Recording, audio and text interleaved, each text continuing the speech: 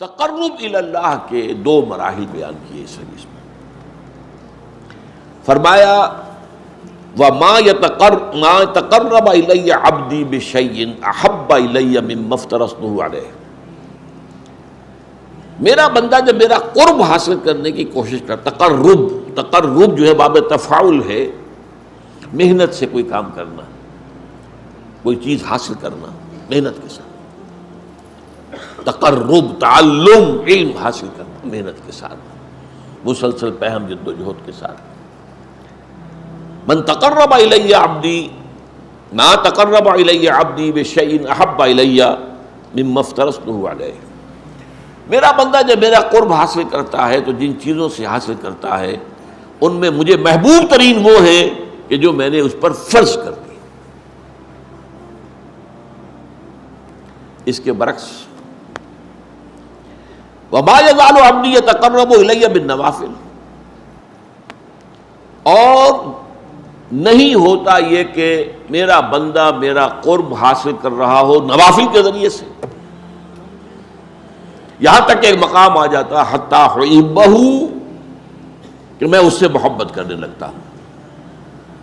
فَكُنْتُ سَمْعُهُ الَّذِي يَسْمَعُ بِهِ، پھر میں اس کے کان بن جاتا ہوں جن سے وہ سنتا ہے. اب دیکھیے یہاں میں نے کہا تھا ہوشیار کے رہبر دب تیغست قدم را، ہوشیار ہو جائیے. اب ایسا پل صراط کا مقام آ گیا ہے کہ ذرا ادھر سے ادھر ہوئے تو معاملہ خراب ہو جائے. اللہ بندے کا کان بن جاتا ہے. وہ بصرہ الذی یبصر بہ، میں اس کے وہ آنکھیں بن جاتا ہوں جس سے وہ دیکھتا ہے. اللہ اکبر، کیا مطلب ہے اس کا؟ کون سمجھے گا؟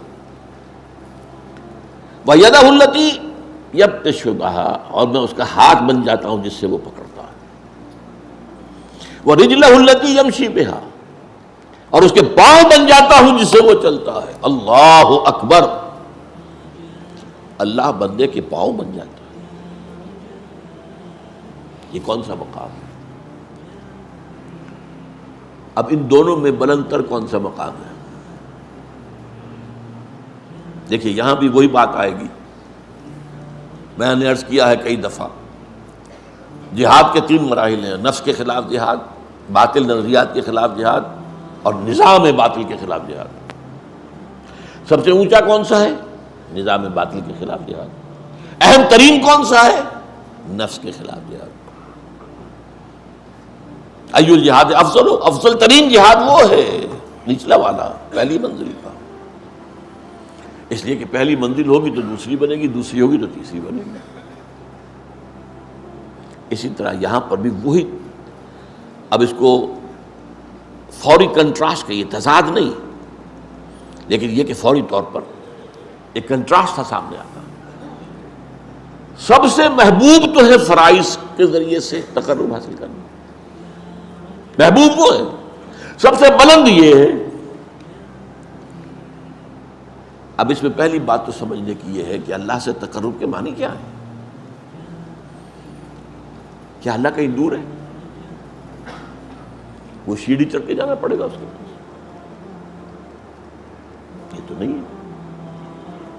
وہ تو میں نے آیت آپ کو سنا دی، سورہ قاف، وَلَقَدْ خَلَقْنَا الْإِنسَانَ وَنَعْلَمُ مَا تُوَسْوِسُ بِهِ نَفْسُهُ وَنَحْنُ أَقْرَبُ إِلَيْهِ مِنْ حَبْلِ الْوَرِيدِ. ہم نے ہی انسان کو پیدا کیا، ہمیں معلوم ہے اس کا نفس اندر سے کیا وسوسہ اندازی کرتا رہتا ہے. یہ نفس امارہ، ان النفس لامارۃ بالسوء، وی نو اٹ. ہم ہی نے بنایا نا، وہ ساری خواہشات ہم نے رکھی اس نفس کے اندر، وہ سارے اینیمل انسٹنکٹس ہم ہی نے رکھے ہیں نا اس کے اندر. وی نو اٹ. کیا گھڑی ساز کو پتہ نہ ہوگا گھڑی میں کون سے پردے ہیں؟ لیکن یہ کہ وَنَحْنُ أَقْرَبُ إِلَيْهِ مِنْ حَبْلِ الْوَرِيدِ، ہم اس سے قریب تر ہیں اس کی رگ جان سے بھی، سب سے بڑی جو رگ ہوتی ہے. تو اللہ تو اتنا قریب ہے، پھر تقرب کی کیا بنے؟ یہ بات غور طلب ہے. اللہ قریب ہے، ہم دور ہیں. بہت پیارے اشعار ہیں: کرا جوئی چرا در پیچ ہوتا بھی کہ اون پیداست تو زیر نقابی. کسے ڈھونڈ رہے ہو بھائی آ کر یہاں جنگل کی گپھاؤں میں اور غاروں میں اور پہاڑوں کی چوٹیوں پر؟ کسے ڈھونڈ رہے ہو؟ یہ پیچ و تاب کیا ہے تمہارے اندر؟ یہ فلسفہ اور یہ عقل اور اس کے گھوڑے دوڑا رہے ہیں ذات و صفات باری تعالیٰ کے بارے میں، یہ پیچ و تاب۔ اسی کشمکش میں گزری میری زندگی کی راتیں، کبھی سوز و ساز رومی، کبھی پیچ و تاب رازی، یہ پیچ و تاب۔ اقبال نے اس حرف پیچا پیچ کہا ہے، فلسفہ، منطق۔ کرا جوئی چرا در پیچ و تابی، کرا کہرا چرا چہرا، یہ فارسی میں اس طرح شعری ضرورت کے تحت یوں بنتے الفاظ کہ تو پیدا کہ او پیداست تو زیر نقاب، وہ تو سامنے ہے، ظاہر ہے، پردہ تو تمہاری آنکھ پہ پڑا ہوا ہے، زیر نقاب تو تم ہو۔ یہی وجہ ہے جنہیں عام طور پہ داتا بخش کیا دیا جاتا ہے، شیخ عثمان بن علی الجلابی ثم حجویری ثم لاہوری، ان کی کتاب یہ تصوف کی بالکل ابتدائی کتابوں میں سے ہے، کشف المحجوب، بالکل ابتدائی، امہات الکتب میں سے تصوف کی۔ نام کیا ہے؟ کشف المحجوب۔ حجاب میں ہم آئے ہوئے ہیں، وہ تو ہے، ہر جگہ ہے، وہ معکم اینما کنتم، تم جہاں بھی ہوتے ہو تمہارے ساتھ ہوتا ہے۔ اب یہ پھر بڑا خطرناک مسئلہ، اس پہ بڑی بحثیں، کیا اللہ یہاں ہے؟ وہ تو کہہ رہا جہاں بھی تم ہوتے ہو میں ہوتا ہوں۔ اب اس میں ایک تعویل کی گئی، صفاتی طور پر ہوتا ہے کہ وہ ہماری ہر بات کو دیکھ رہا ہے، وہ کہیں دور بیٹھا ہوا، یہ ایک خاص تصور ہے جو اکثر کم سے کم جو بھی ذہن و فکر کی کوئی اونچی سطح رکھتے ہوں وہ اس کو قبول کرنے کو تیار نہیں ہے۔ اللہ کسی جگہ پر محدود ہے؟ نہیں۔ کیسے ہمارے ساتھ ہم نہیں جانتے، اس میں یہ ہے اصل میں جو بچانے والا راستہ ہے۔ اللہ دیکھتا ہے، کیسے دیکھتا ہے ہم نہیں جانتے۔ کیا اس کی آنکھیں اس طرح کی ہیں؟ کیا اسے بھی دیکھنے کے لیے روشنی کی ضرورت ہوتی ہے؟ بہت سے جانور ہمیں معلوم ہے جو بغیر روشنی کے دیکھتے ہیں، اللہ کیسے دیکھتا ہم نہیں جانتے۔ وہ سنتا ہے، یہ جانتے ہیں ہم، کیسے سنتا ہم نہیں جانتے۔ وہ ہمارے ساتھ ہے، اس میں کوئی شک نہیں، کیسے ہے یہ ہم نہیں جانتے۔ اس کیسے کی کھود کرید میں جب پڑے تو وحدت الوجود نکل آیا، وحدت الشہود نکل آیا، وہ فلسفے بڑے بڑے نکل آئے، وہ عقل و خرد کی بڑی اونچی منزلوں پر جا کر آدمی کی کچھ سمجھ میں تو آ سکتے ہیں، ورنہ اسی میں کفر ہے۔ اس کا ہر چیز اللہ ہے، اس کا مطلب ہے اس میں سے وہی پھر ہماؤس نکل آیا۔ یہ سارے فلسفے انسانوں نے اسی سوچ میں تو نکالے ہیں۔ لیکن یہ کہ میں نے کہا تھا نا کہ ہوشدار کے رہبر دب تیغست قدم راہ، تو اس اعتبار سے تقرب کا مفہوم کیا ہے کہ اللہ کی طرف باطنی طور پر بڑھنا، اور بڑھنے کے لیے کہیں دور جانے کی ضرورت نہیں ہے، اپنے ہی اندر۔ وہ جو میں نے بارہا آپ کو سنایا ہے شعر عبد القادر بیدل کا، ستم است گر ہوست کشد کے بسیر سر و تھمن درا، تجھے اونچا کم نہ دمی دئی درے دل کشا بچمن درا۔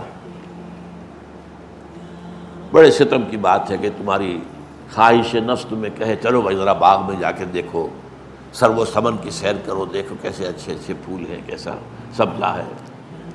ارے تم خود گنچے سے کم دمکتے ہوئے نہیں ہو، تم تو اللہ کی تخلیق کا کلائمیکس ہو۔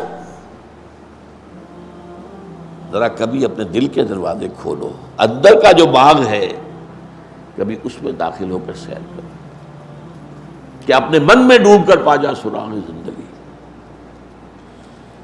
تو وہ تو ہے، وہ کہیں دور نہیں ہے، تم جو ہے اس کی طرف متوجہ نہیں ہو۔ تمہاری ساری توجہ جو ہے دنیا کی طرف ہے، تمہاری ساری بھاگ دوڑ دنیا کے لیے، تمہاری ساری سوچ بچار دنیا کے لیے، تم اس کی طرف متوجہ نہیں ہوتے۔ ہم تو مائل بکرم ہیں، کوئی سائل ہی نہیں، راہ دکھلائے کسے رہنم منزل ہی نہیں۔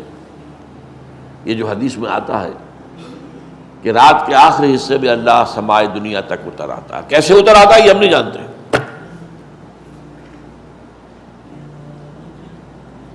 قیامت کے دن اللہ اس زمین پر نزول فرمائے گا.